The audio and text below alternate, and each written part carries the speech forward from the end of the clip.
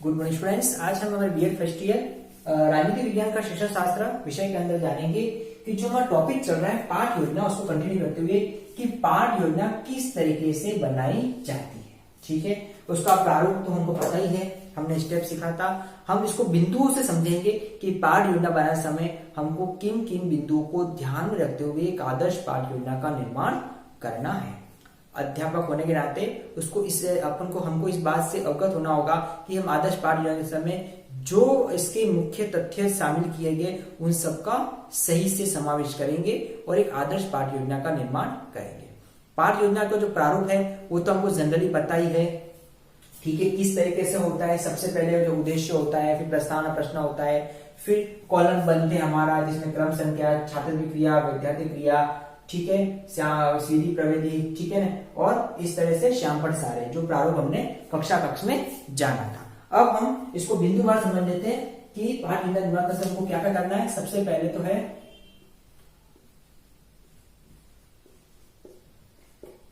उद्देश्यों की स्पष्टता। उद्देश्यों की स्पष्टता, उद्देश्य स्पष्ट होनी चाहिए। हम जिस विषय के अंतर्गत जो विषय वस्तु बच्चों को पढ़ाने जा रहे हैं उस विषय वस्तु के उद्देश्यों को निर्धारित करते हुए चलना है।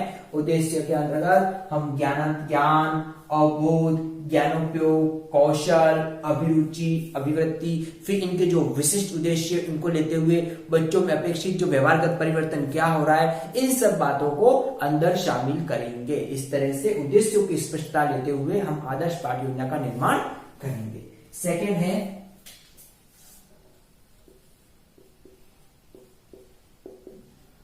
विषय का ज्ञान। जब एक अध्यापक पाठ योजना का निर्माण कर रहा है तो उसको अपने विषय का पूर्ण ज्ञान होना चाहिए, क्योंकि वह जरूरी नहीं है उस विषय वस्तु को ही पढ़ा रहा है। उस विषय वस्तु पढ़ाते पढ़ाते उसको विषय से रिलेटेड बच्चों को कुछ अदर नॉलेज देना पड़े तो वह दे सकता है, या बच्चे की क्वेरी हो, क्वेश्चन हो, बच्चा पूछता है, उसकी जिज्ञासा है, तो उसको अगर विषय का नॉलेज होगा तो उसको अच्छे से समझा सकेगा। प्लस हम दूसरा कहेंगे, एक अध्यापक को जब अपने विषय का अच्छा ज्ञान होगा तो वह उस विषय को बहुत ही अच्छे से और रुचिपूर्ण तरीके से बच्चों तक पढ़ा सकता है, इसलिए उसको विषय का पूर्ण ज्ञान होना चाहिए।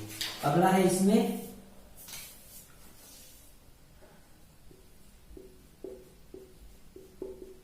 समस्त विषयों का सामान्य ज्ञान। एक अध्यापक को जरूरी है कि अपने विषयों का भी नहीं, जो समस्त विषय होते हैं अदर उसका भी सामान्य ज्ञान होना चाहिए, क्योंकि एक विषय का दूसरे विषय से कहीं ना कहीं कोई रिलेशन होता है, मीन्स सह संबंध होता है। तो जैसे कि मान लो हम राजनीतिक विज्ञान पढ़ा रहे हैं तो हमको अन्य विषयों में जैसे कि मान लो सब विषयों का होना चाहिए, जैसे इतिहास का भी हो रहा है, भूगोल का हो रहा है, तो हम राजनीति विज्ञान से जोड़ते हुए बच्चों को एक अच्छा नॉलेज दे सकते हैं, यानी कि बच्चों को बेस्ट शिक्षण उद्देश्य की पूर्ति कर सकते हैं। इसलिए उसको हम एक शिक्षक को अन्य विषयों का भी ज्ञान होना चाहिए। इसके बाद आ जाता है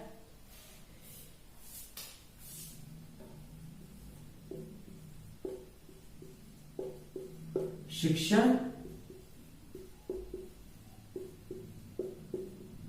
विधियों का ज्ञान। शिक्षण की विधियां जो होती है, विधियों का नॉलेज होना चाहिए, क्योंकि जब हमको मेथड का नॉलेज होगा तो बच्चों को पढ़ाने के लिए किस मेथड का कब प्रयोग करना, इस बात की हमको समझदारी या उसको जानकारी होगी। जैसे मान लो हम जनरली व्याख्यान विधि, प्रश्नोत्तर प्रविधि, श्यामपट प्रविधि और उदाहरण इसका तो प्रयोग करते ही। अब हमको प्रदर्शन कब यूज करना है, किस तरीके से करना है, इसका नॉलेज होगा तो कर सकते हैं। इसके साथ ही प्रदर्शन के साथ हम देख सकते हैं कि हमको किसी प्रैक्टिकली को जरूरत पड़ती है तो प्रैक्टिकली चीज हम किस तरह से कर सकते हैं। तो बेस्ट मेथड के माध्यम से हम हमारे टीचिंग को कैसी बेस्ट बना सकते हैं, इसलिए शिक्षक को इस शिक्षण विधियों का भी नॉलेज होना चाहिए। अगला है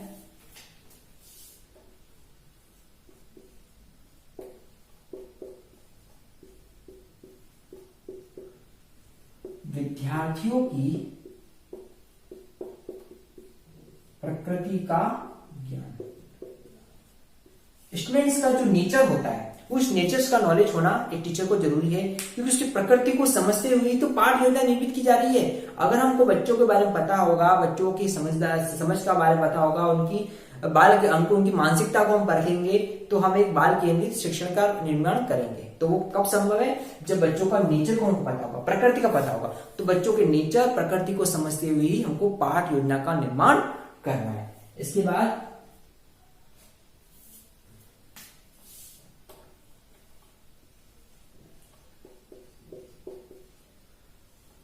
पूर्व ज्ञान की स्पष्टता।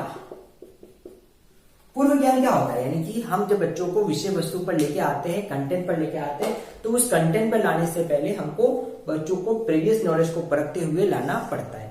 तो हमको पूर्व ज्ञान स्पष्ट होना चाहिए। हमको वही, मतलब जैसे मान लो प्रस्तावना क्वेश्चन बनाते हैं, तो प्रस्तावना क्वेश्चन वही बनाने जो उसके प्रीवियस नॉलेज पर रिलेटेड हो। या हम यूं कह सकते हैं, जब हम बच्चों को पाठ योजना पढ़ाते हैं, ठीक है ना, तो हम पहला शिक्षण बिंदु, दूसरा शिक्षण बिंदु, तीसरा शिक्षण पढ़ाते हैं। तो जैसे मान लो हम तीसरा शिक्षण पढ़ा रहे हैं, तो हमने जो 2 शिक्षण बिंदु पढ़ा लिए, कोशिश करनी है हमको उससे रिलेटेड पूर्व नॉलेज के क्वेश्चन बनाते हुए ही आगे बच्चों को पढ़ाना है। तो पूर्व ज्ञान नॉलेज कैसा होने चाहिए? पूर्व ज्ञान पूरी तरह से स्पष्ट होने चाहिए और व्यवहारिक होने चाहिए। इसके बाद नेक्स्ट आ जाता है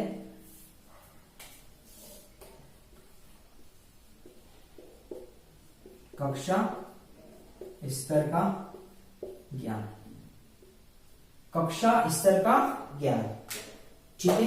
क्लासरूम का लेवल देखना होगा कि हम पाठ योजना किन से क्लास की बना रहे हैं। छोटी क्लास है तो छोटी क्लास के अकॉर्डिंग बनाना है। जैसे मान लो कई बार हम एक ही क्वेश्चन बनाते हैं, प्रस्तुत मानचित्र किसका है या प्रस्तुत चित्र किसका है वगैरह वगैरह, कि प्रस्तुत चित्र बालक का है, ठीक है। अगर हम यही क्वेश्चन 8वीं क्लास के बच्चों के लिए बना रहे हैं तो ये क्वेश्चन व्यवहारिक नहीं है, क्योंकि 8वीं क्लास के बच्चों का ऐसा क्वेश्चन हम नहीं पूछ सकते। लेकिन हाँ, अगर प्राइमरी लेवल का बच्चा है और उनसे हम कुछ ऐसी चीजें पूछ सकते हैं, प्रस्तुत चित्र किसका है, मोर का है, तो बच्चा के लिए एक नई बात है। लेकिन हम बड़ी क्लास के बच्चों को सही, यानी कि योजना बनाते समय हम जो क्वेश्चंस बनाते हैं या विषय वस्तु में जो भाषा का प्रयोग करते हैं, हम लेवल के अकॉर्डिंग करेंगे। अगर हम बड़ी क्लास में हैं तो हम थोड़ा सा, जैसे मान लो साइंस का है तो हम एक कोई वस्तु ली, वस्तु को ऊपर फेंका, फिर वस्तु नीचे गिरती, बच्चों से पूछ सकते हैं कि बस हमारे पास क्या वस्तु है, वस्तु को हमने क्या कर ऊपर फेंका, ऊपर से वस्तु कैसे नीचे आई, तो कौन सा नहीं गुरुत्वाकर्षण। तो इस तरीके से लेवल के अकॉर्डिंग हम इस बात का ध्यान रखेंगे। अगला है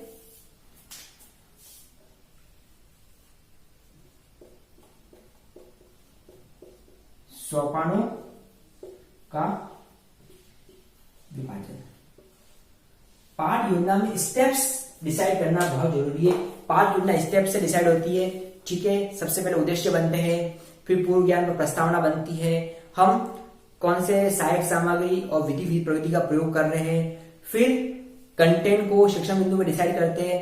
हम पहला शिक्षण बिंदु विषय वस्तु, एक जो विषय वस्तु हमने ली उसमें प्रथम शिक्षण बिंदु, द्वितीय शिक्षण बिंदु, तृतीय शिक्षण बिंदु, उसमें भी उनमें विकासात्मक, कथन, बोध प्रश्न, श्याम प्रसार, इस तरीके से पूरा स्टेप फॉलो करते हुए अंत में पुनरावृत्ति प्रश्न और मूल्यांकन और गृह कार्य से हमारी योजना को समाप्त करते हैं। तो पूरा का पूरा सोपानों में इसको क्या करना चाहिए? विभक्त या विभाजित किया जाना चाहिए। इसके बाद नेक्स्ट आ जाता है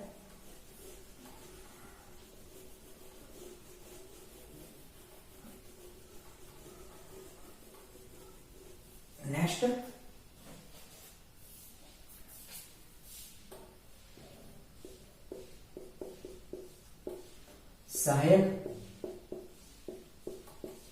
सामग्री का प्रयोग। एक आदर्श पाठ योजना में जो सहायक सामग्री होती है, उन सहायक सामग्री को समावेश होना चाहिए जो शिक्षण या जो विषय वस्तु उसको प्रभावी और आकर्षक बना सके और बच्चा उसको बेहतर तौर पर समझ सके। तो संबंधित रिलेटेड क्या सहायक सामग्री, संसद पढ़ा रहे तो संसद से रिलेटेड हम उसके प्रारूप को ला सकते हैं, या अधिकार करते हुए बात करें तो अधिकार करते हुए का हम एक मॉडल बना सकते हैं, इसको चार्ट के माध्यम से समझा सकते हैं। तो हमको सहायक सामग्री का प्रयोग करना है। अगला है लचीलापन। पाठ योजना हमेशा लचीली होगी, यानी कि हम जो बना रहे हैं वो ठीक है, लेकिन अगर हमको आवश्यकता के अनुसार उसको संशोधन करना पड़े कक्षा कक्ष की परिस्थिति के हिसाब से, तो वो हम उस सिचुएशन के हिसाब से कर सकते हैं। इसलिए हमको पाठ योजना लचीली रखनी होगी। इसको कभी भी हम जैसा एज इट इज हमको नहीं पढ़ना है, नहीं इसको बताना है। और अंत में है इसका समय का ज्ञान।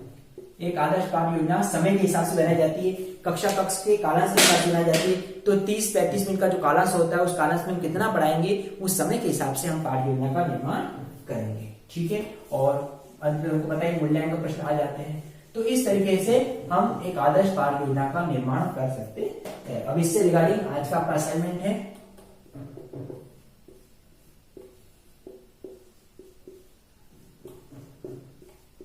पाठ योजना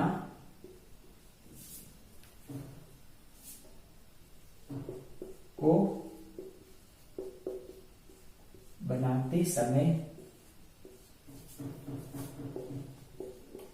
किन किन